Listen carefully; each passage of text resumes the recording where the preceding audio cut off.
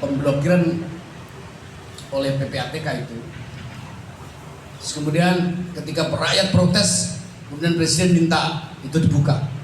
Kira-kira PPATK memblokir itu tanpa suruhan atau pakai suruhan? Suruhan.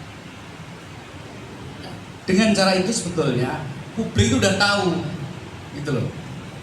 Wah, ini nggak mungkin alami dan nggak mungkin ini kekeliruan karena polisi, tapi bagian dari apakah kemudian orang menyimpulkan oh hero-nya itu enggak. Dia menggunakan cara lama untuk dipakai itu, tetapi nggak mempan. Jadi kalau apakah ini akan menciptakan hero? Ya bisa saja maunya begitu. Tapi buktinya di media sosial di beberapa aksi itu menunjukkan bahwa ketika polisi ini dibuat bertentangan dan masyarakat bereaksi keras, kemudian itu dicabut, apakah berhenti di situ? Enggak juga. Ada berapa cek itu. Ini adalah bagian dari akumulasi. Simbolik itu membantu untuk mengkontrol dimensi ketegangan substansial, dan dengan cara seperti itu, kalau saya menyebut ini sampai kapan? Ya kalau kita baca pada pikiran-pikiran yang sifatnya elitis, pasti nanti antar mereka yang menjadi bagian pemenang ataukah berbagi kekuasaan gitu. Tetapi kalau kita lihat di dalam cara pandang masyarakat di grassroots, saya tadi katakan masyarakat itu lagi ngempet menahan diri. Nah, pesan simbolik yang lewat kebetulan saja lewat One Piece itu dulu tidak hanya itu, fenomena kasus seorang perempuan yang mengalami diskriminasi itu juga jadi simbol perlawanan.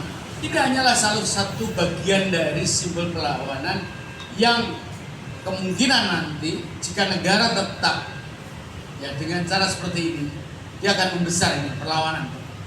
Fenomena contoh ini, saya prediksi ya ini ketika fenomena Danantara itu, ketika pemerintah tiba-tiba mau membuat PT perguruan tinggi Danantara, itu sebetulnya reaksinya keras.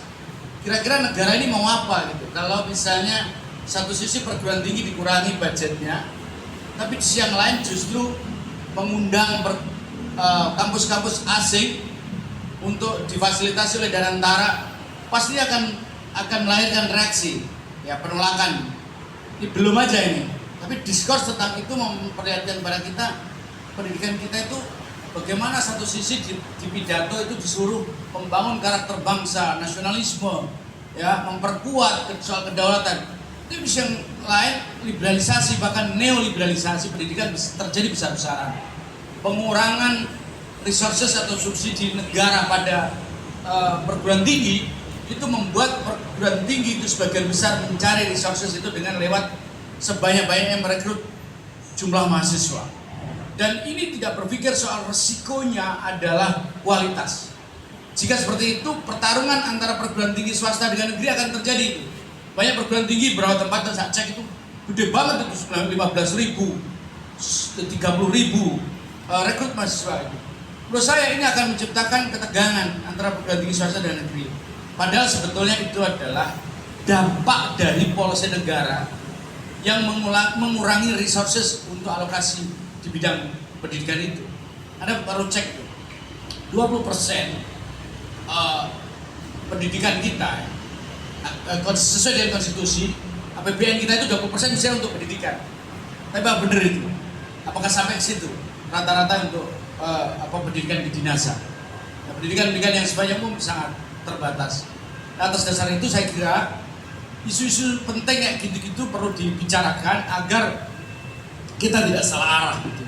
Karena saya yang terjadi itu debat mengenai hal-hal kayak gitu itu cenderung diabaikan.